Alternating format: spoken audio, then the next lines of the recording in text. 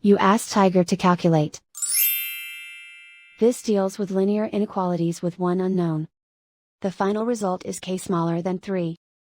Let's solve it step by step. Swap sides.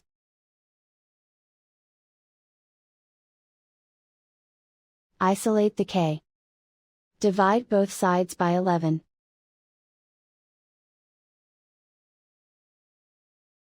Simplify the fraction.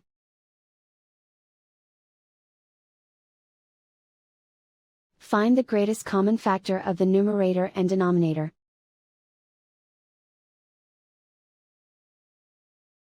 Factor out and cancel the greatest common factor.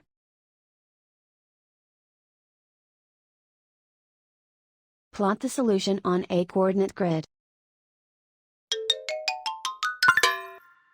And so the final result is k smaller than 3.